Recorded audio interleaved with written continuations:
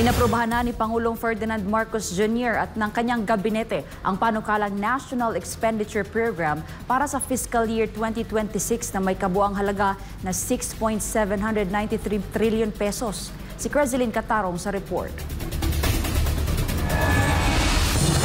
Kasunod ng cabinet meeting sa Malacanang nitong Hulyo 15, inanunsyo ng Department of Budget and Management na mas mataas ng 7.4% ang inaprubahang panukalang budget kumpara sa 6.326 trilyong piso noong 2025. Katumbas ito ng 22% ng gross domestic product ng bansa. Ayon kay Budget Secretary Amenah Pangandaman, prioridad sa budget ang social services sector, partikular ang sektor ng edukasyon. Ibinunyag rin niya na mula sa 10.101 trilyong pisong budget proposals ng mga ahensya, kinailangang bawasan ito dahil sa limitadong fiscal space at estratehiyang pangkonsolidasyon ng pondo. Kasunod nito, inilatag ng DBM ang detalye ng alokasyon para sa 6.793 trilyong pisong panukalang budget para sa 2026.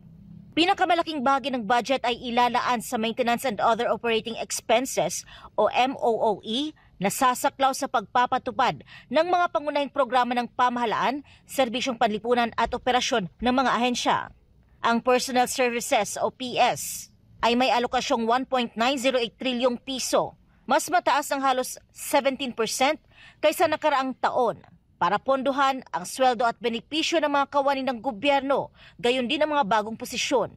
Para naman sa capital outlays, 1.296 trilyong piso ang inilaan para sa mga proyektong pang-infrastruktura sa ilalim ng Build Better More agenda, habang ang 950 bilyong piso ay inilaan para sa mga financial expenses, kabilang na ang pagbabayad ng utang at iba pang obligasyong pinansyal ng gobyerno.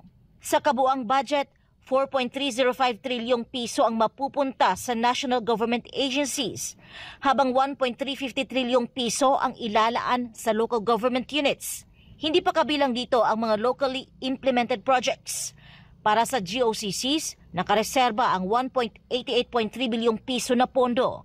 Inaasahang isusumite ng Malacanang ang panukalang 2026 National Expenditure Program sa Kongreso sa loob ng 30 araw, matapos ang pagbubukas ng regular na sesyon nito. Para sa Diyos at sa Pilipinas kong mahal, Crezeline Catarong, SMNI News.